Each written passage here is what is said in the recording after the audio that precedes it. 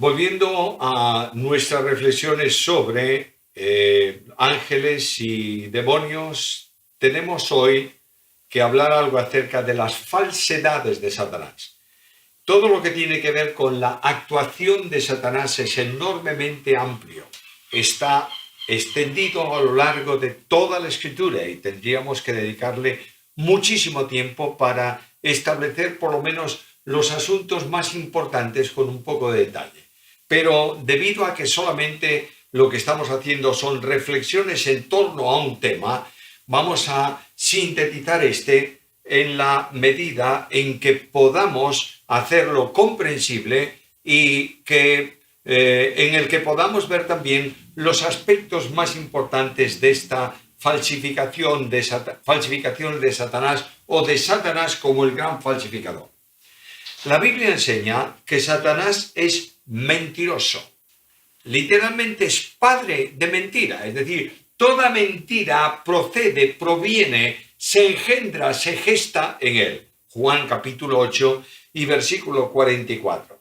Ahora, el propósito de Satanás es engañar al hombre para que el hombre no siga la voluntad de Dios y no le obedezca. Cuando estudiamos la tentación de nuestros primeros padres, notáis que la acción de Satanás fue pervertir la palabra de Dios para conducir a la mujer, en aquel caso el hombre pecó por voluntad propia, para conducir a la mujer a una acción que ya no tiene remedio espiritualmente hablando, de oposición a Dios, creyendo la mentira de Satanás. Satanás dijo a la mujer: Dios sabe que el día que de él comiereis seréis como él. Por tanto, lo que él os dijo no es verdad. Dios habló mentira. Y la mujer aceptó esa falsificación diabólica y cayó en el pecado. Pero tú sigues estudiando la Biblia y te das cuenta que Satanás es el gran pervertidor de lo bueno. Por ejemplo, ¿tener algo propio es lícito o no? Sí. ¿Mucho o poco? Bueno, no tiene gran importancia. Puedes tener mucho o puedes tener poco. Pero el gran problema es que eso que es bueno, que es lícito, que es lógico, Satanás lo pervierte. Y de tener algo lícitamente propio, se cambia en ser avaricioso por poseer aquello que todavía no tienes y desear alcanzarlo de cualquier manera. Llegar a la avaricia es un camino sumamente grave. Y pongo el ejemplo de aquella actuación de Acab y de Jezabel en relación con la viña de Nabot. Primer libro de los Reyes, capítulo 21. Hay una viña que a Acab, el rey de Israel, le interesa, le gusta, la quiere para sí. Y el deseo de poseerla le lleva a manchar sus manos con la vida de su dueño, siguiendo las indicaciones de Satanás. El otro día mencionábamos también que el vino con moderación no es malo, pero embriagarse es pecado. Las normas de moral son buenas, pero el desorden es un pecado. La sabiduría es buena, pero la arrogancia, el creerte superior al resto, es malo. Todo esto pone de manifiesto que Satanás es un pervertidor. Y Satanás entra en las áreas de la vida del hombre para cambiarles el sentido y desorientarlas, convirtiendo la vida de orden, como Dios quiere, en una vida de desorden. Notemos algo de lo que Satanás hace o procura hacer con los dones que Dios dio al hombre. Dios hizo al hombre inteligente para que pueda alcanzar conocimientos y sabiduría. En Génesis capítulo 1 y versículo 26 se nos relata que Dios hizo al hombre a su imagen y semejanza. Por tanto, el hombre es un ser inteligente. La verdadera sabiduría se sustenta en un profundo respeto por la palabra de Dios. El principio de la sabiduría, Proverbios 1:7, es el temor de Jehová. Ahora, Satanás pervierte la sabiduría del hombre para alejarla del pensamiento de Dios. No hace falta que busque muchos ejemplos de este tipo, en donde los hombres de hoy consideran que es sabio, por ejemplo, quitar la vida a una persona que no ha nacido todavía. Y entienden que eso es absolutamente lícito y científicamente hablando es posible porque no hay vida para ellos hasta el momento en que exista persona. Y la persona solo es persona después del alumbramiento. Por tanto, lo que Dios prohíbe, tocar la vida, la ciencia del hombre, contaminada por Satanás, lo considera como algo lícito.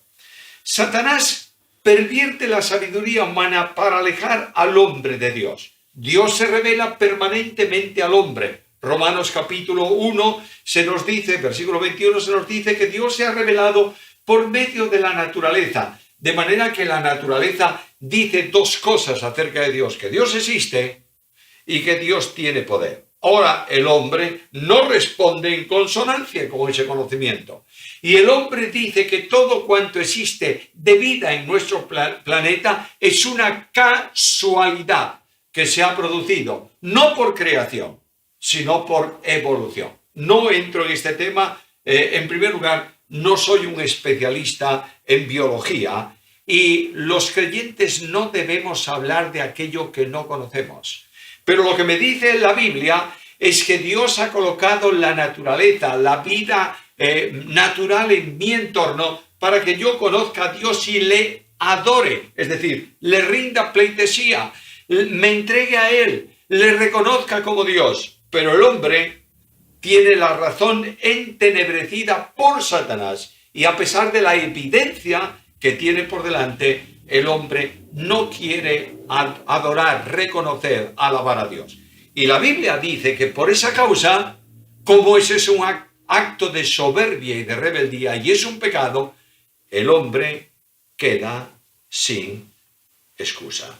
De manera que el hombre se convierte en necio, en un ser sin discernimiento, y necio es aquel que coloca a Dios al margen de su vida y el que alejándose de él le rechaza continuamente.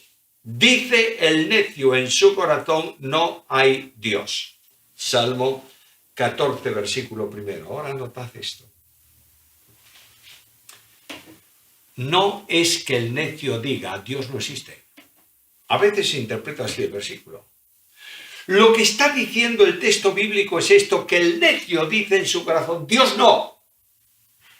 Es decir, Dios al margen de mi vida. Y esto es la mayor necedad en la vida del hombre, porque el hombre se hace un profesante de sabiduría y se proclama a sí mismo como necio. La mayor necedad es apartar a Dios para escapar de la realidad íntima de su existencia y no reconocerlo. Esta acción de Satanás desorienta la sabiduría. El ateísmo no solo es una falta de sentido lógico porque niega una evidencia, sino específicamente el ateísmo es una necedad, es decir, una sin razón, una falta de conocimiento. Y los hombres sustituyen las verdades bíblicas por teorías humanas. De manera que cuando voy al libro de Génesis y leo que en el principio creó Dios el cielo y la tierra, los hombres dicen, no hay creación. Yo sé que muchos niños estudian en los colegios una evolución que ya ni siquiera se tiene en consideración en el mundo científico de hoy.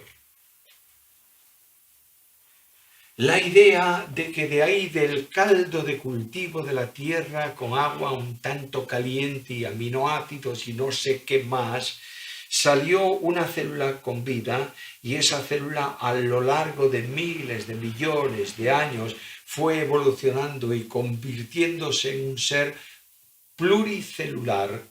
Y salió de la agüita y se fue caminando por la playa y de ahí vinieron otros seres más complejos y finalmente a lo largo de la historia el hombre. Eso no lo cree ningún científico hoy.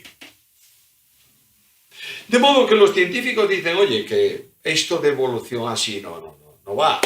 Tendremos que hablar de algo mucho más racional que es la mutación genética y ahí vienen las grandes discusiones. Y hace poco tiempo oí una conferencia que decía, esto está demostrado por la ciencia. el virus de la gripe, y hablar de virus hoy es un problema, pero el virus de la gripe exige una vacuna cada año diferente. ¿Por qué? Porque muta. Cambia, pero ese virus de la gripe no se convierte en otra cosa. Es el mismo virus de la gripe con otra manifestación. Indudablemente hay animales, por ejemplo en Galicia se crían en el interior de Galicia bisones.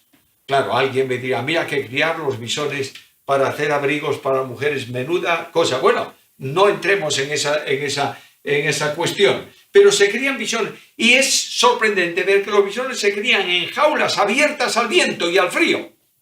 ¿Para qué? Para que el pelo sea más abundante y más consistente. De manera que si pudiéramos meter a un bisón durante un tiempo largo en el desierto, es probable que perdiese gran parte de su pelo. Bueno, no lo sé, ni tampoco me interesa, pero lo que sí tengo muy claro es que el hombre ha eliminado creación y lo ha sustituido por ciencia. Y ha eliminado a Dios y ha puesto en su lugar un sucedáneo que a lo largo del tiempo cambia en comprensión, en definición, en formulación. Satanás pervierte la sabiduría para oponerse, y quiero venir a algo mucho más práctico, para oponerse a la evangelización. Satanás sabe que el mensaje del Evangelio es un mensaje bíblico y cristocéntrico. El apóstol Pablo llama a la evangelización la palabra de la cruz. Y tú vas a la carta a los Corintios, capítulo 1, versículos 18 al 22, y Pablo dice que la palabra de la cruz es locura a los que se pierden, pero a nosotros es poder de Dios. De manera que hay un cambio ahí. La palabra de la cruz, la doctrina de la cruz. La evangelización, permíteme hacer un paréntesis, es la exposición abierta de una doctrina bíblica. La evangelización no es decir que hay 4 reglas. El hombre es pecador, Dios es el Salvador, si crees en Cristo te salvas, e invitar a los hombres a que con responsabilidad acepten el mensaje. No está ahí. El Espíritu Santo utiliza solamente la Biblia para tocar el corazón de los hombres. Y una evangelización no bíblica produce convicciones, pero no produce conversiones. Por tanto, la palabra de la cruz, que es el gran mensaje que Dios manifiesta para salvación a todo aquel que crea, es pervertido por Satanás y dice: no es posible creer que el Dios soberano, omnipotente, santísimo, eterno, tenga piedad, misericordia del pecador hasta el punto de regalar a su Hijo y ponerlo en sacrificio por los pecados. Miles de filosofías surgen en el mundo de hoy. Miles de ideas surgen en el campo de la salvación. Hay personas que dicen que nadie se pierde, solamente se pierde el que quiere, porque la gracia de Dios alcanza a todos. Eso no es verdad, es un engaño diabólico. De la misma manera que hay muchos que consideran que la salvación puede perderse cuando yo cometo un determinado pecado. No está tampoco en la Biblia. Todas estas son acciones que Satanás realiza para pervertir la verdad de la Escritura. Satanás pervierte también el uso bueno de los alimentos. Dios dio los alimentos para el hombre como algo necesario y nos enseña en Génesis capítulo 1, versículo 29 y en Génesis capítulo 2, versículo 16, que Dios colocó los alimentos, al principio frutas en los árboles, después las legumbres del campo, etcétera, etcétera, luego más adelante la carne, y dio todo esto para el alimento del hombre. Los alimentos fueron dotados de distintos sabores, de distintas texturas. Dios pudo habernos alimentado con una simple bola blanca sin sabor ninguno. Y teníamos que comerla porque si no nos morimos. Y comeríamos la bolita blanca. Pero el Dios de la Biblia no solamente da el alimento necesario, sino que los rodea de gustos especiales para que sea atractivo para nosotros. Dios da los alimentos al hombre para que los consuma con acción, de gracias. Romanos 14:20, 1 Timoteo capítulo 4, versículos 4 al 6. Pero el hombre todos los alimentos que Dios da para la necesidad biológica, fisiológica del hombre, y muchas veces los destroza y los tira. Una de las cosas que más me impresionan es a veces pasar por ciertos lugares donde se venden alimentos, sobre todo legumbres y cosas así, y ver como al final del día hay sacos de comida para tirar a la basura. He visto tirar a la basura latas de conserva simplemente porque pasa un día de la fecha de caducidad. Y no solamente esto, en los comercios, en las casas se compran alimentos que luego no se consumen y se tiran. Y no estamos usando eso con acción de gracias como Dios ha establecido, y mucho menos permitiendo que aquello que nos pudiera sobrar a nosotros sea compartido, no las obras, sino los alimentos necesarios con personas que lo necesitan. Satanás pervierte también el uso del don para que sea un elemento de pecado contra Dios. De manera que comer con moderación, comer lo necesario es lícito, pero comer en exceso, carta primera de Pedro, capítulo 4 y versículo 3, es pecado. La glotonería es un pecado digno de muerte, lo mismo que el adulterio. Satanás corrompe también lo que puede ser objeto de amistad y de comunión. Por ejemplo, vas a la epístola a los Corintios y tú descubres allí que Pablo habla de una cena. Y esa cena era un elemento de relación social en el mundo greco-romano donde estaba establecida la iglesia en Corinto. ¿Es malo eso? No, en modo alguno. Pero eso que puede ser y debe ser objeto de amistad y de comunión, estaban utilizándolo los corintios como elemento de distorsión y de falta de amistad, de manera que no se esperaban los unos a los otros. Algunos traían mucha comida, otros no traían comida. Los que no tenían comida no recibían la comida que sobraba a los que tenían mucho y cosas por el estilo. Y esto tiene también aplicación a los momentos sociales de la vida de hoy, tales como pueden ser aniversarios, bodas, actos conmemorativos, cumpleaños, etcétera, etcétera. Muchas veces los creyentes, viendo la forma en que se utiliza esto en el mundo, abusamos de los recursos que Dios nos da y dejan de ser elemento de amistad y de comunión para convertirse en un elemento de conflicto personal. El pecado en este caso es triple. En primer lugar, se habla estamos delante de un despilfarro económico en contra de la buena administración como corresponde a quienes administramos los recursos que Dios nos da.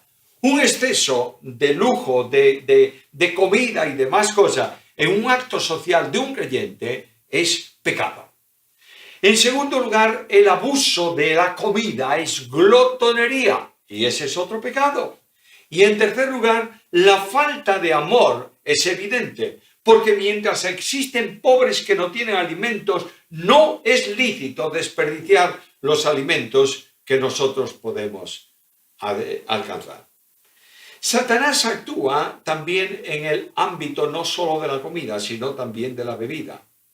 Permíteme decirte que Dios dio el vino como algo lícito. A veces pensamos que el vino es un pecado tremendo y beber vino es un pecado colosal. Bueno, yo mencioné en uno de los estudios de las reflexiones anteriores que a Cristo se le llamaba comilón y bebedor. Y bebedor no es una referencia al agua, es una referencia al vino. Es más, Cristo mismo convirtió el agua en vino en las bodas de Caná. Claro, aquel milagro de Cristo, primero de los milagros en la relación de Juan, llama mucho la atención.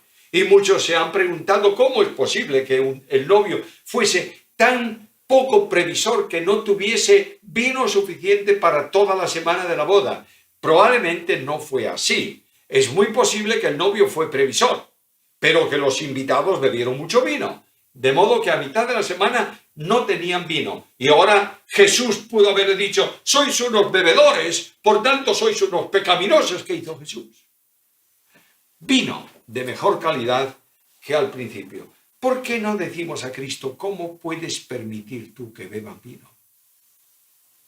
Porque todos los alimentos usados con moderación y acción de gracias son bendición de parte de Dios. Y yo voy a las epístolas pastorales y veo que el apóstol Pablo habla de ancianos y de diáconos. Y dice que los ancianos no sean dados, y los diáconos no sean dados a mucho vino o no sean dados a vino. Lo que está diciendo es que no tengan necesidad de un vaso de vino o una botella de vino para poder comer. El uso excesivo del alcohol, del vino, es malo, pero cuando Pablo se encuentra con el problema de la enfermedad de Timoteo, ¿qué le dice a su amigo y compañero en el ministerio Timoteo? Desde hoy en adelante deja de beber agua y bebe un poco de vino a causa de tus muchas enfermedades y de tu estómago. Ahora bien, tomar un poco de vino no es pecado, pero embriagarse es un pecado que está sujeto a disciplina. Carta primera a los Corintios, capítulo 5, versículo 11.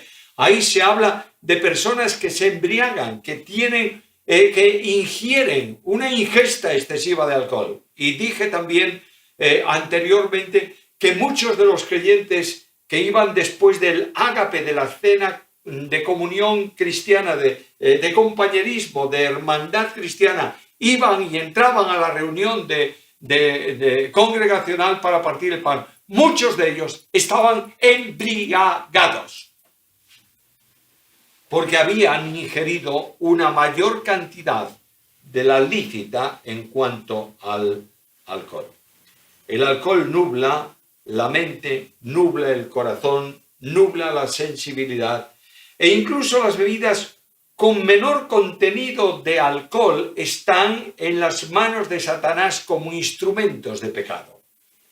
Una de las pandemias, valga la expresión, que tenemos en nuestro mundo occidental es la de chicos jóvenes que se han corrompido en la ingestión excesiva del alcohol.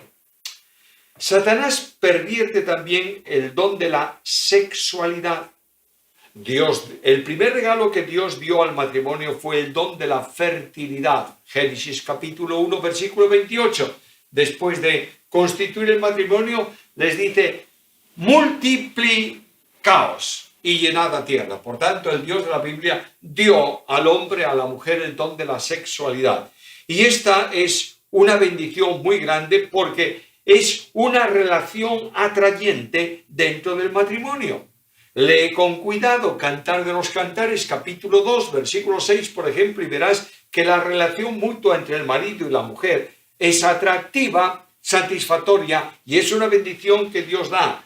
La relación física en la intimidad conyugal, Cantares capítulo 4, versículo 11, es una enorme bendición de parte de Dios. La satisfacción del acto íntimo matrimonial, Cantares capítulo 4, versículo 16, hasta el capítulo 5, versículo 1, toda esa enorme descripción es una bendición que Dios da para disfrute del matrimonio.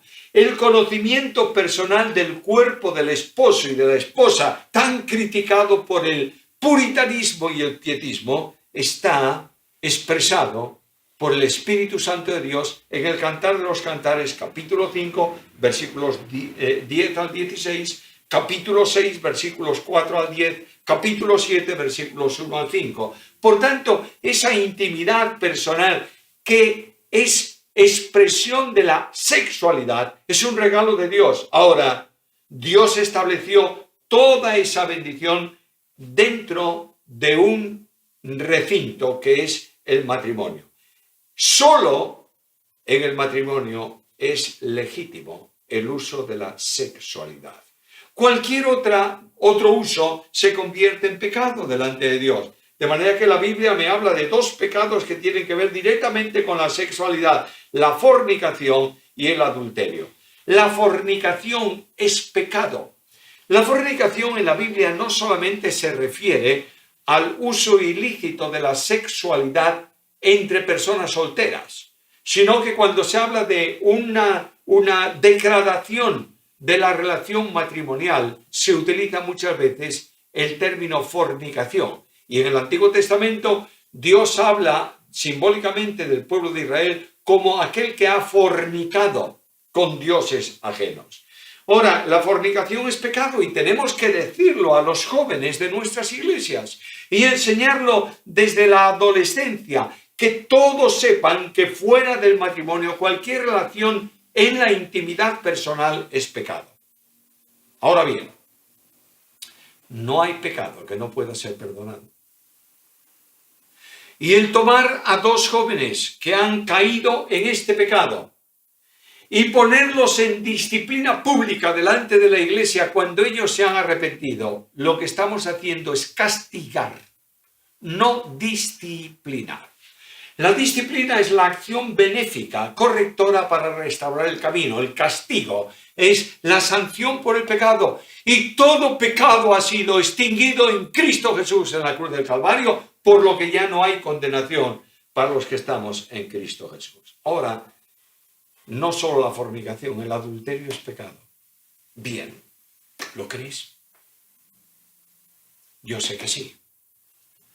Y que el adulterio es un pecado que trae siempre graves consecuencias. David nunca fue igual después del adulterio con Betsabé. Pero quiero recordarte que el adulterio no solamente es asunto de comisión física, sino de inteligencia espiritual.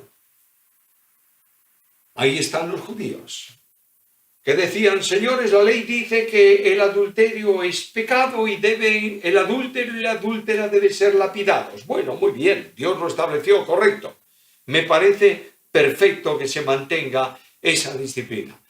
Pero ellos decían, pero mira, el adulterio solamente es adulterio cuando te toman en el mismo hecho, es decir, cometiendo el pecado en una relación íntima entre dos personas casadas o un soltero y una casada, en fin, lo que vosotros sabéis todos qué significa el adulterio. Y Cristo dice, escúchame, todo aquel que ha visto una mujer que no es la suya para codiciarla y desearla, ya ha caído en el pecado de adulterio. Las prácticas sexuales aberrantes de nuestra sociedad son pecado. La licencia permisiva para destruir los matrimonios es pecado. Por tanto, Satanás es el gran pervertidor que estropea los dones que Dios da para usarlos en perjuicio del hombre, en desprestigio de Dios y levantar al hombre como pecador activo en contra del Señor. Satanás pervierte el don curativo de las plantas. Dios dio al hombre plantas. Y las plantas, usadas desde siempre en la medicina, son elementos, instrumentos de curar, de sanidad, de apagar, de mitigar el dolor. Cuando hay un dolor muy intenso y hay una persona con una enfermedad que es insufrible en cuanto al dolor, le dan muchas veces medicinas que son compuestos de opio, opiáceos. Ahora bien, Satanás dice, eso es interesante, te va a dar tranquilidad, te va a dar paz. Y ahí tienes tú la heroína, la cocaína y otros muchos elementos de este tipo de drogas que destruyen absolutamente la vida del hombre y son tomadas de las plantas. Por tanto, Satanás se levanta contra esto y por extensión, Satanás pervierte el uso de las plantas benefactoras y es más. No solo caen en el mundo de las drogas los que van a comprar drogas por ahí fuera en donde las venden, sino que muchos buscan calmantes fuertes, aunque no los necesiten, porque dependen de ellos. En esto mismo debe incluirse el uso del tabaco. El tabaco es una planta.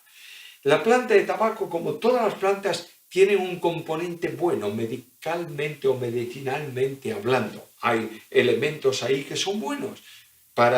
Hay medicinas que salen de esas plantas para actuar en la sangre, en la transmisión, en llevar la sangre por las arterias y por las venas, etcétera, etcétera. Bueno, no soy médico, por tanto, dejemos eso ahí. Pero lo que ha hecho Satanás es pervertir el uso de las plantas en un acto pecaminoso delante de Dios. Debemos resumir todo esto. Dios ha dado muchos dones para el disfrute del hombre. Satanás procura pervertir el uso de ellos para convertirlos en actos pecaminosos contra Dios. Satanás va a procurar restar importancia a la práctica de actos perversos e inmorales, diciendo que eso era una sociedad arcaica y caduca, llena de miedos. Pero Dios advierte que cualquier distorsión de los dones de Dios son pecado delante de Él. Por tanto, cada uno de nosotros debemos plantearnos urgentemente cuál es la relación o la influencia que Satanás puede tener en nuestra vida respecto al mal uso de los dones que Dios nos dio. Y cuando nosotros llegamos a esta comprensión, podemos entrar en una dinámica de relación correcta con Dios. Y el tentador no podrá derrotarnos en ese sentido. Que Dios nos ayude y nos bendiga.